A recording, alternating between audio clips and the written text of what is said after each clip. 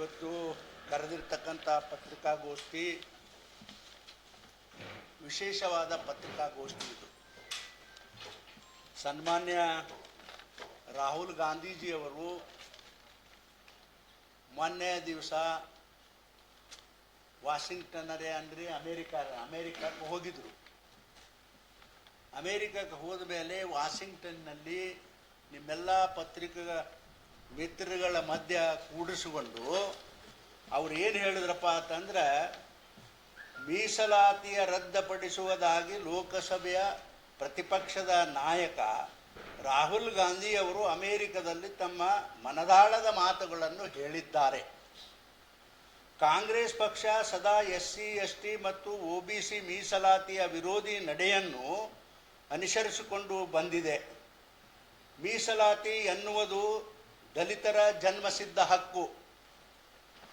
ಅದನ್ನು ಯಾರೂ ಕೂಡ ಕಸಿದುಕೊಳ್ಳಲು ಭಾರತೀಯ ಜನತಾ ಪಕ್ಷ ಬಿಡುವುದಿಲ್ಲ. 70 ವರ್ಷಗಳಿಂದ ಕಾಂಗ್ರೆಸ್ ಪಾರ್ಟಿ ದಲಿತರ ಮೂಗಿಗೆ ತುಪ್ಪವನ್ನು ಒರೆಸುವ ಕೆಲಸವನ್ನು ಮಾಡಿಕೊಂಡು ಬಂದಿದೆ. ಎಂದೂ ಕೂಡ ದಲಿತರ ಶ್ರೇಯೋಭಿವೃದ್ಧಿಗಾಗಿ ಸಮಗ್ರ ನೀತಿಯನ್ನು ರೂಪಿಸುವಲ್ಲಿ ಕಾಂಗ್ರೆಸ್ ವಿಫಲವಾಗಿದೆ. ದಲಿತ ಕಾಂಗ್ರೆಸ್ಸರ ಕೇವಲ ಮತ ಬ್ಯಾಂಕವೆಂದು ರೂಪಿಸಿಕೊಂಡಿದೆ. ನಾನು ಸಮಾಜ ಕಲ್ಯಾಣದ ಮಂತ್ರಿ ಇದ್ದಾಗ ದಲಿತರ ಇದೇನು ಇಲ್ಲೊಂದು ವರ್ಡ್ ಹಾಕಿದಿಲ್ಲ, ಶ್ರೇಯೋದ್ಧಾರಕ್ಕಾಗಿ ಹಿಂದೆ ಅವರು ಕೊಟ್ಟಿರ್ತಕ್ಕಂಥ ಕಾಂಗ್ರೆಸ್ 70 ಅಥವಾ 60 ವರ್ಷಗಳಲ್ಲಿ ಎಮ್ಮಿ, ಎತ್ತ, ಕುರಿ, ಕೋಳಿಗಳನ್ನು ಕೊಟ್ಟು ಅವ್ರನ್ನ ಸಮಾಧಾನ ಮಾಡಿದ್ರು. ಇವರು ಕೊಟ್ಟು ಹೋಗಿರ್ದಾಗ ನಮ್ಮ ಜನ ಅದನ್ನು ಓಣಿನಲ್ಲಿ ಏನು ಮಾಡ್ತಾರೆ ನಿಮ್ಮೆಲ್ಲರಿಗೂ ಗೊತ್ತದ, ಅದನ್ನು ಮಾಡಿ ಅದನ್ನು ಮುಗಿಸ್ಬಿಟ್ರು ಅಲ್ಲಿಗೆ. ಆದರೆ ಅವರಿಗೆ ಪ್ರಾಮುಖ್ಯವಾಗಿ ಅವರ ಜೀವನಕ್ಕೆ ಬೇಕಾಗಿರ್ತಕ್ಕಂಥ ಜಮೀನ ನೀರಾವರಿ ಮಾಡಿಕೊಡದಂಥ ಕೆಲಸ ಕಾಂಗ್ರೆಸ್ನವರು ಯಾವತ್ತೂ ಕೂಡ ಮಾಡಲಿಲ್ಲ. ಕಣ್ಣೊರೆಸುವ ಕೆಲಸವನ್ನು ಮಾಡಿದ್ರು.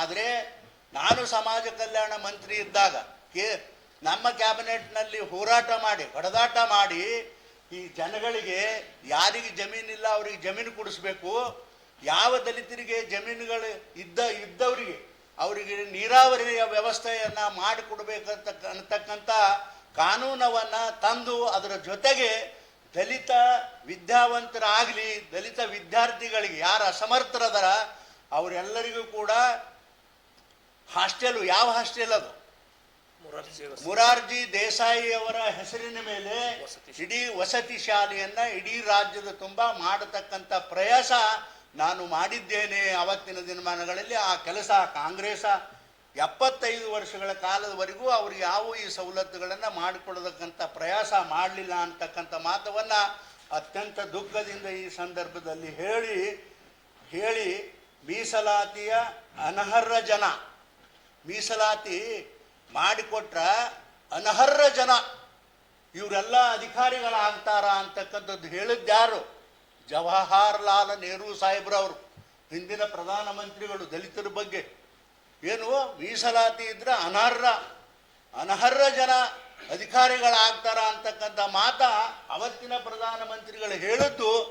ಇವತ್ತು ಅವರ ಮೊಮ್ಮಗ ಏನು ಟಿ ಶರ್ಟ್ ಹಾಕ್ತಾನಲ್ಲ, ಬಚ್ಚ ಹಾಕ್ತಿರೋ ಏನತ್ತಿರೋ ಅದಕ್ಕೆ ಪಾರ್ಲಿಮೆಂಟ್ ಆಗತ್ತಾರಪ್ಪ, ನಾ ಅನ್ನಂಗಿಲ್ಲ, ಬಚ್ಚು ಅತ್ತಾರ. ಅಂಥ ಹುಡುಗ ಅವರ ಅಜ್ಜ ಹೇಳಿದ ಪಪ್ಪು, ಅವರ ಅಜ್ಜ ಹೇಳಿದ ಮಾತ ಇವತ್ತು ಆ ಪಪ್ಪು ಅದನ್ನು ಪುನಃ ಉಚ್ಚರಿಸಿದ್ದಾರೆ ಅನ್ನತಕ್ಕಂಥ ಮಾತವನ್ನು ಬಹಳ ಸ್ಪಷ್ಟವಾಗಿ ಈ ಸಂದರ್ಭದಲ್ಲಿ ಹೇಳಿ, ಬಾಬಾ ಸಾಹೇಬ್ ಅಂಬೇಡ್ಕರ್ ಅವರನ್ನು 2 ಬಾರಿ ಚುನಾವಣೆಯಲ್ಲಿ ಸೋಲಿಸಿದ ಕೀರ್ತಿ ಯಾರಿಗಾದರೂ ಹೋಗ್ತಿದ್ರು ಅದು ಕಾಂಗ್ರೆಸ್ದ ಪಕ್ಷಕ್ಕೆ ಅನ್ನತಕ್ಕಂಥ ಮಾತವನ್ನು ಬಹಳ ದಿಟ್ಟದಿಂದ ಈ ಮಾತವನ್ನು ಹೇಳಿ, ಚುನಾವಣೆಯಲ್ಲಿ ಸೋಲಿಸಿದ ಪಕ್ಷ ಕಾಂಗ್ರೆಸ್ಸು. ಸಂವಿಧಾನವನ್ನು ಬರೆದ ಬಾಬಾ ಸಾಹೇಬರ ಅಂಬೇಡ್ಕರ್ ಅವರಿಗೆ ಮತ್ತು ಅಪಮಾನ ಮಾಡಲಾಗಿದೆ. ಈಗ ಮೀಸಲಾತಿಯ ರದ್ದುಪಡಿಸುವುದಾಗಿ ಹೇಳಿ ಅವರ ವಿಚಾರಕ್ಕೆ ತಿಲಾಂಜಲಿ ನೀಡಿದ್ದಾರೆ. ಆದರೆ ಇವತ್ತು ನಾ ಪತ್ರಿಕೆ ನೋಡಿದಾಗ ಒಳಗೆರೆ ಇವೆಲ್ಲ ಹೇಳ್ತಾನ ಯಾರೋ ರಾಹುಲ್ ಗಾಂಧಿಯವರು, ವಿರೋಧ ಪಕ್ಷದ ನಾಯಕರು ಹೊರಗೆ ಬಂದ ತಕ್ಷಣ ಏನು ಹೇಳ್ತಾನೆ ಅಂದ್ರೆ ಇವು ಯಾವುದು ನಾ ಹೇಳಿಲ್ಲ ನೋಡ್ರಿ ಅಂತ ಅಬದ್ಧ ಇವೆಲ್ಲ. ಅದು ಎಲ್ಲಿ ವಾಷಿಂಗ್ಟನ್ನಾಗ ಅಮೇರಿಕಾದಲ್ಲಿ ಹೇಳಿ ಇವೆಲ್ಲ ಹೇಳ್ತಾನ, ಆದ್ರೆ ನಾ ಹೇಳಿಲ್ಲ ಅಂತ ಹೇಳಿ ಹೊರಗೆ ಬಂದು ನಿಮ್ಮಂಥವ್ರು ಎಲ್ಲರಿಗೂ ಹೇಳ್ತಾರ ಅಂತಕ್ಕಂಥ ಮಾತವನ್ನು ಹೇಳಿ ಗಾಂಧೀಜಿ ಮತ್ತು ಇಂದಿರಾ ಗಾಂಧೀಜಿಯವರು, ರಾಹುಲ್ ಗಾಂಧಿಯವರು ಸಹ ಮೀಸಲಾತಿಯ ವಿರೋಧ ಹೇಳಿಕೆಗಳನ್ನು ಸುಮಾರು ಸಲ ಅವರು ನೀಡಿದ್ದಾರೆ. ಅದೇ ಚಾಳಿಯನ್ನು ಅವರ ಮಗ ಮತ್ತು ಅವರ ಅದಕ್ಕೇನು ಹೇಳ್ತೀರ ಅವ್ರ ಏನು ಪಪ್ಪುಗವರಿಗೆ ಅದನ್ನೆಲ್ಲ ಬಿಟ್ಟು ಹೋಗ್ಯಾರ ಅವರಿಬ್ಬರು. ಕಾಕಾ ಕಾಲೇಶ್ಕರ್ ಮತ್ತು DP ಮಂಡಲ್ ಅವರ ಸಮಿತಿಯ ವರದಿಗಳನ್ನು ಅವರು ಪ್ರಧಾನಮಂತ್ರಿಗಳಿದ್ದಾಗ ಅವರ ಕೆಳಗಡೆ ಕುರ್ಚಿ ಕೆಳಗಡೆ ಇಟ್ಟು ಮ್ಯಾಲ್ಗಡೆ ಕೂತಿದ್ರು ಅವರು ಅಂತಕ್ಕಂಥ ಮಾತವನ್ನು ಬಹಳ ಸ್ಪಷ್ಟವಾಗಿ ಸಂದರ್ಭದಲ್ಲಿ ಹೇಳಿ, ಚುನಾವಣೆಯ ಸಮಯದಲ್ಲಿ ಮಾತ್ರ ಕಾಂಗ್ರೆಸ್ಸಿಗರು ಮೀಸಲಾತಿ ಹಾಗೂ ಸಂವಿಧಾನದ ಕುರಿತು ಮೊಸಳೆಯ ಕಣ್ಣೀರವನ್ನು ಒರೆಸ್ತಕ್ಕಂಥ ಕೆಲಸ ಚುನಾವಣೆಯ ಸಂದರ್ಭದಲ್ಲಿ ಮಾಡುತ್ತಾರೆ.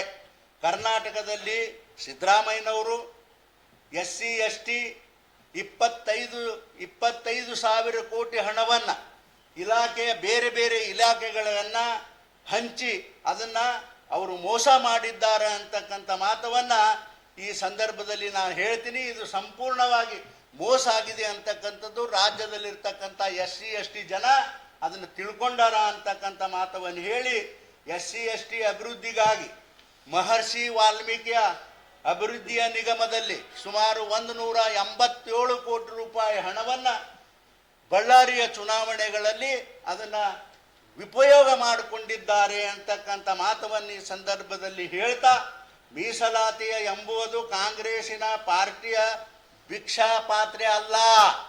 ಏನು ಮೀಸಲಾತಿ ಎಂಬುದು ಕಾಂಗ್ರೆಸ್ಸಿನ ಭಿಕ್ಷಾ ಪಾತ್ರೆ ಅಲ್ಲ, ಇದು ಭಿಕ್ಷಾ ಪಾತ್ರೆ ಅಲ್ಲ. ನಮ್ಮ ದೇಶದ ಮೀಸಲಾತಿ ಎಂಬುದು SC STಯ ಬರ್ತ್ ರೈಟ್. ಇದು ಏನು ಹುಟ್ಟಿಂತಲೇ ನಮಗೆಲ್ಲ ರೈಟು ಕೊಟ್ಟಿರ್ತಕ್ಕಂಥ ಅವ್ರು ಯಾರಪ್ಪ ಅಂದ್ರೆ ಬಾಬಾ ಸಾಹೇಬ್ ಅಂಬೇಡ್ಕರ್ ಅವರು. ದಲಿತರ ಬದುಕಿಗೆ SC ST ಮೀಸಲಾತಿಯ ಕೊಡಲಿಯ ಪೆಟ್ಟು ಹಾಕಿರುವುದು ರಾಹುಲ್ ಗಾಂಧಿಯವರು. ಕೊಡಲಿಯ ಪೆಟ್ಟವನ್ನು ಹಾಕಿದ್ದಾರೆ. ಅದರ ಜೊತೆಗೆ ನಾನು ತಮಗೂ ಕೂಡ ಇದನ್ನು ನನ್ನ ಹೇಳಿಕೆಯ ಕಾಪಿಯನ್ನು ಪ್ರಿಂಟ್ ಮಾಡಿಸಿ ನಾನು ಕೊಡ್ತೀನಿ. ಇನ್ನೂ ಒಂದು ಕಾಪಿ ನಾನು ತಯಾರು ಮಾಡಿದ್ದೀನಿ. ಅದೇನಪ್ಪ ಅಂತಂದ್ರೆ ಮೀಸಲಾತಿಯ ರದ್ದತಿಯ ಕುರಿತು ರಾಹುಲ್ ಗಾಂಧಿಯವರು ಹೇಳಿದ್ರ ಬಗ್ಗೆನೇ ಇದನ್ನು ಒಂದು ಸಂಪೂರ್ಣವಾಗಿ ನಾನು ಬರೆದಿದ್ದೀನಿ, ಅದನ್ನು ನಿಮಗೆ ಒಪ್ಪಿಸ್ತೀನಿ ಅಂತಕ್ಕಂಥ ಮಾತವನ್ನು ಈ ಸಂದರ್ಭದಲ್ಲಿ ಹೇಳಿ, ನೋಡ್ರಿ ಎಂಥ ನಾಚಿಕೆಗೇಡಿ ಕೆಲಸ ಮಾಡ್ತಾರೆ ಇವರು. ಅಂದ್ರೆ ಇಷ್ಟೆಲ್ಲ ಮಾಡಿ ಇಷ್ಟೆಲ್ಲಾನು ಹೇಳಿ ಪಾರ್ಲಿಮೆಂಟ್ನಲ್ಲಿ ನಾವೆಲ್ಲ ಇದ್ದಿದ್ದಲ್ಲ, ನಾನು ಪಾರ್ಲಿಮೆಂಟ್ನಲ್ಲಿ ಇದ್ದೀನಿ. ಓಟ್ ತಗೊಳ್ಳೋ ಮುಂದೆ ಕೈಯಾಗ ಏನು ಹಿಡ್ತಾರ ಅಂದ್ರೆ ಇದು ಏನದು ಬಾಬಾ ಸಾಹೇಬ್ ಅಂಬೇಡ್ಕರ್ ಬರೆದಿರ್ತಕ್ಕಂಥ ಸಂವಿಧಾನವನ್ನು ಹಿಡಿದಿರ್ತಾರ ಕೈಯಾಗ. ಆಮೇಲೆ ಹೊರಗೆ ಬರ್ತಾರ, ಅದನ್ನು ಕೈಯಾಗ ಹಿಡಿದಿರ್ತಾರ. ಈಗ ಉತ್ತರ ಹೇಳ್ತಾರ, ಉತ್ತರ ಪ್ರಶ್ನೆಗಳನ್ನು ಕೇಳ್ತಾರ, ಸಂವಿಧಾನ ಕೈಗೆ. ನಾಚಿಕೆ ಬರಬೇಕು ಕಾಂಗ್ರೆಸ್ನವ್ರಿಗೆ. ದಲಿತರಿಗೆ ಇಷ್ಟು ಅನ್ಯಾಯವನ್ನು ಮಾಡಿ ಇವತ್ತು ಪಾರ್ಲಿಮೆಂಟ್ನಲ್ಲಿ ಏನು ಬಾಬಾ ಸಾಹೇಬ್ ಅಂಬೇಡ್ಕರ್ ಮತ್ತು ಕಮಿಟಿಯವರು ಬರೆದಿರ್ತಕ್ಕಂಥ ಸಂವಿಧಾನವನ್ನು ಅದನ್ನು ಕೈಯಲ್ಲಿ ಎತ್ತಿ ಹಿಡಿದು ನಾವು ಬಹಳ ಸಂವಿಧಾನ ಬದ್ಧರಾಗಿದ್ದೇವೆ ಅಂಥೇಳಿ ಜನರಿಗೆ ಮೋಸ ಮಾಡತಕ್ಕಂಥ ಕೆಲಸ ಕಾಂಗ್ರೆಸ್ನವರು ಮಾಡ್ತಾ ಇದ್ದಾರೆ ಅನ್ನತಕ್ಕಂಥ ಮಾತವನ್ನು ಈ ಸಂದರ್ಭದಲ್ಲಿ ನಾನು ಬಹಳ ಒಂದು ತೀವ್ರವಾಗಿ ಖಂಡನೆಯನ್ನು ಮಾಡ್ತಾ, ಅದರ ಜೊತೆಗೆ ಬಾಬಾ ಸಾಹೇಬ್ ಅಂಬೇಡ್ಕರ್ ಅವ್ರಂತೂ ನಾನು ನೋಡಿರಿ, ಹಿಂದೆನೂ ನಾನು ಭಾಳ ಸಲ ಹೇಳಿದ್ದೀನಿ, ನೀವು ದಲಿತ ಮನುಷ್ಯನಾಗಿ ನೀನು ಕಾಂಗ್ರೆಸ್ಗೆ ಯಾಕೆ ಸೇರಲಿಲ್ಲ ಅಂಥೇಳಿ ರಾಜ್ಯದ ಜನ ಸೇರಿದಾಗ ಇಂತಹ ಒಂದು ಪ್ರಸಂಗಗಳಿಗೆ ನಾನು ತಲೆ ಬಾಗಲಾರ್ದೇನೆ ನನಗೆ ಅನಿವಾರ್ಯ ಬಂದು ನಾನು ಭಾರತೀಯ ಜನತಾ ಪಕ್ಷಕ್ಕೆ ಸೇರಿನಿ, ಆದರೆ ಕಾಂಗ್ರೆಸ್ ಸೇರಿಲ್ಲ ಅನ್ನತಕ್ಕಂಥ ಮಾತವನ್ನು ಹಿಂದೂ ಕೂಡ ನಾನು ಹೇಳಿದ್ದೇನೆ ಅನ್ನತಕ್ಕಂಥ ಮಾತವನ್ನು ಹೇಳಿ, ಬರೀ ದಲಿತರಿಗೆ ಅಷ್ಟೇ ಅನ್ಯಾಯ ಮಾಡಿಲ್ಲ, ದೇಶದಲ್ಲಿರ್ತಕ್ಕಂಥ ಜನರಿಗೂ ಕೂಡ ರಾಹುಲ್ ಗಾಂಧಿ ಮತ್ತು ಅವರ ಪಕ್ಷ ಅತ್ಯಂತ ವಿರೋಧವನ್ನು ಮಾಡಿದೆ ಅಂತಕ್ಕಂಥ ಮಾತವನ್ನು ಹೇಳಲಿಕ್ಕೆ ಬಯಸ್ತೀನಿ. ದೇಶದ ವಿಭಜನೆಯ ಷಡ್ಯಂತರ ರೂಪಿಸುವ ಶಕ್ತಿಗಳೊಂದಿಗೆ ನಿಂತು ದೇಶ ವಿರೋಧಿಯ ಹೇಳಿಕೆಗಳನ್ನು ನೀಡುವುದು ರಾಹುಲ್ ಗಾಂಧಿ ಹಾಗೂ ಕಾಂಗ್ರೆಸ್ ಪಕ್ಷಕ್ಕೆ ಅಭ್ಯಾಸವಾಗಿದೆ.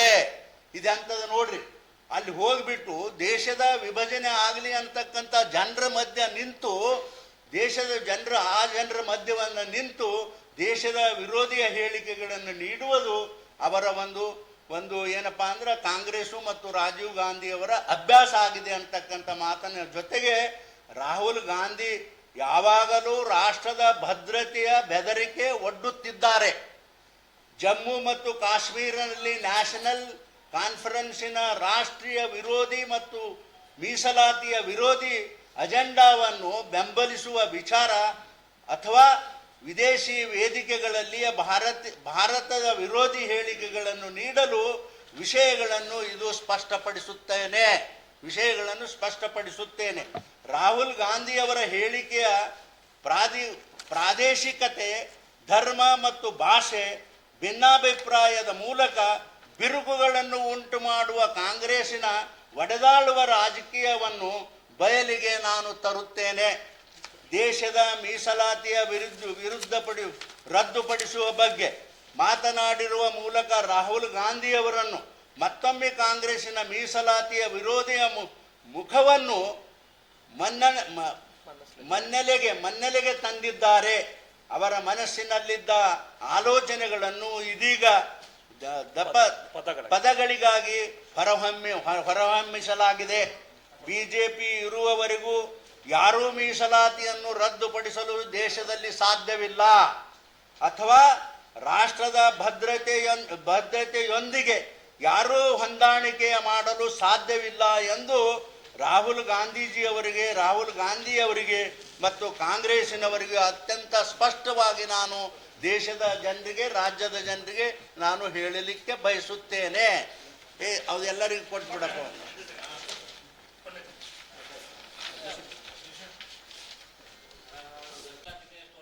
ಮೀಸಲಾತಿ ಎಲ್ಲಿವರೆಗೂ ಸಮಾಜದ ಮನಸ್ಸು ವಿಶಾಲವಾಗಿ ಈ ದೇಶದಲ್ಲಿ ಬೆಳೆಯೋದಿಲ್ಲೋ ಅಲ್ಲಿಯವರೆಗೂ ರಿಸರ್ವೇಶನ್ ಇರಬೇಕು ಅನ್ನತಕ್ಕಂಥ ನಮ್ಮೆಲ್ಲದ ದಲಿತರ ಒತ್ತಡ ಇದೆ. ಸರ್, ಈಗ ಬಹಳ ಸ್ಪಷ್ಟ ಸಾಹೇಬರು ಹೇಳಿದ್ರೊಳಗೆ ಈ ಒಲಿಚೊಲಿಚಿ ಒಟ್ಟು ತಯಾರಾಗ್ಬಿಟ್ಟಾರ. ಎಷ್ಟು ಬಂದ್ರಿ ನೋಡ್ರಿ, ಇದ್ರಾಗ ಎಷ್ಟು ಒಗ್ಗಟ್ಟದ ಈ ಪಕ್ಷದಾಗ. ಮತ್ತೆ ನಮಗ್ ಬೈತಿರ್ತಾರ ಅವ್ರು ಕಾಂಗ್ರೆಸ್ನವ್ರು ನನ್ನ ಶಿಷ್ಯರು ದೇಶದಾಗೆ ಅದಾರ. ಬರೀ ಇಲ್ಲೇ ಎಂತ ಅನ್ಗಡ್ರಿ, ಏನ ಪಾರ್ಲಿಮೆಂಟ್ನಾಗ ನನ್ನ ಶಿಷ್ಯರಲ್ಲ, ನನ್ನ ಗುರುಗಳದಾರ, ಶಿಷ್ಯರು ಅದಾರ. ನೀ ಬರೀ ಇಲ್ಲೇ ಅನ್ಬೇಡ ಮರ. ಹೌದ್ರಿ, ನನಗೆಲ್ಲಾ ಪಕ್ಷದವ್ರು ಓಟ್ ಹಾಕ್ತಾರ, ನೋಡಿಲ್ಲೇನ? ಮತ್ತ ಕಾಂಗ್ರೆಸ್ನವ್ರು ಒಬ್ಬರು ಇರಂಗಿಲ್ಲ, ಎಲ್ಲರೂ ನನಗೆ ಓಟ್ ಹಾಕ್ತಾರ. ಜನತಾದಳದವ್ರು ಈಗ ಎಲ್ಲ ಕೂಡಿದೇವು ಅಂತ ನನಗೆ ಹಾಕ್ಯಾರ. ಹಿಂದೆ ನನಗೆ ಹಾಕ್ತಿದ್ರು ಓಟ್. ಅವರು ಜನತಾದಳದ ಅಭ್ಯರ್ಥಿ ಆಗಿದ್ದಾಗ ಪಾರ್ಲಿಮೆಂಟ್ಗೆ ಜನತಾದಳದವ್ರೇ ನನಗೆ ಓಟ್ ಹಾಕ್ತಿದ್ರು. ನಾನು ವಿಚಿತ್ರ ಮನುಷ್ಯ ಅದೀನಿ ಗುರುಗಳ, ಹಂಗೆ ಕೇಳಬೇಡ್ರಿ ನೀವು. ನನಗೇನು ಪಾರ್ಟಿ ಹೌದು, ನಾನು BJP ಅಂತಕ್ಕಂಥ ತಾತ್ವಿಕವಾಗಿ ಅದೀನಿ.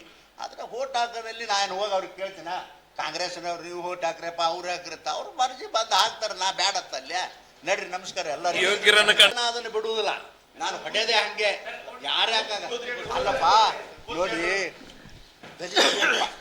ದಲಿತರು ಈ ದೇಶದಲ್ಲಿ ಏನು ಪಾಪ ಮಾಡ್ಯಾರ, ಈ ರಾಜ್ಯದಲ್ಲಿ ಏನು ಪಾಪ ಮಾಡ್ಯಾರ, ಇವರು ಅಯೋಗ್ಯರ ದಲಿತರು ಅಂತಕ್ಕಂಥ ಪ್ರಶ್ನೆ ನಾನು ನನ್ನ ಪಕ್ಷ ಅಂತ ಹೇಳಂಗಿಲ್ಲ, ಯಾವುದೇ ಪಕ್ಷ ಆಗಿದೆ. ಇವತ್ತು ನೋಡ್ರಿ, ಅವರು ಕಾರ್ಗೇರವ್ರನ್ನ ದೇಶದ ಕಾಂಗ್ರೆಸ್ ಅಧ್ಯಕ್ಷರು ಮಾಡ್ಯಾರ. ಅಲ್ಲಯ್ಯ, ತಂದವನು ಇಲ್ಲಾಕೆ ಮುಖ್ಯಮಂತ್ರಿ ಮಾಡಬಾರ್ದು ನೀವು? ನಾನೇ ಆಗ್ಬೇಕಂತ ಹೇಳ್ತೀನಿ. ಆದ್ರೆ ಒಬ್ಬ ದಲಿತ ಯಾವುದೇ ಪಕ್ಷದಲ್ಲಿ ಆಗಲಿ, ಒಬ್ಬ ದಲಿತ ಈ ರಾಜ್ಯಕ್ಕೆ ಒಬ್ಬ ಮುಖ್ಯಮಂತ್ರಿ ಆಗಬೇಕು ಅಂತಕ್ಕಂಥದ್ದು ನಾನು ಸಮರ್ಥಿಸ್ಕೊಳ್ತೀನಿ. ಯಾಕಂದರೆ ನೆರೆಹೊರೆ ರಾಜ್ಯಗಳಲ್ಲಿ ಎಲ್ಲ ರಾಜ್ಯದಲ್ಲಿಯೂ ಕೂಡ ಒಬ್ಬ ದಲಿತ ಮುಖ್ಯಮಂತ್ರಿಗಳು ಆಗಿ ಹೋಗಿದ್ದಾರೆ. ನಾವೇನು ಪಾಪಿಷ್ಟ್ರ ಈ ಕರ್ನಾಟಕದಾಗ ಇರತಕ್ಕಂಥ ದಲಿತರು ಆಗಲೇಬೇಕು ಅಂತ ಮತ್ತೊಂದು ಸಲ ನಾನು ಹೇಳ್ತೀನಿ. ಸಿದ್ದರಾಮಯ್ಯ ಅವರು ರಾಜೀನಾಮೆ ಕೊಟ್ಟರೆ ದಲಿತ ನಾಯಕರಿಗೆ ಅವಕಾಶ ಕೊಡ್ಬೇಕಂತೀರಿ? ಯಾಕ್ರಿ, ಅವ್ರ ಪಕ್ಷದ ರೀ, ಅವ್ರು ಏನಾಗಲ್ಲರಕ್ಕ. ನಾ ದಲಿತರ ಬಗ್ಗೆ ಹೇಳೋದು ಅಟ್ಟೆ, ಅವ್ರು ಯಾರನ್ನೇ ಮಾಡಲಿ. ನಾನು ಹೇಳೋದು ಒಬ್ಬ ದಲಿತರ ಮುಖ್ಯಮಂತ್ರಿ ಈ ರಾಜ್ಯದಾಗ ಹಾಲು ಅಂತ ಹೇಳ್ತೀನಪ್ಪ. ಅವನಾಲಿ ಇವನಾಲಿ ಅಂತ ಹೇಳ್ತೀನಿ. ಅವ್ರ ಇಚ್ಛೆ ಇದ್ದವ್ರು ಮಾಡ್ಕೊಳಕ್ಕೆ ಅವ್ರ ಪಕ್ಷದ ಬೇಕಾದ್ರೆ ಮಾಡಲಿ, ಅಲ್ಲಂದ್ರೆ ಬಿಡ್ಲಿ.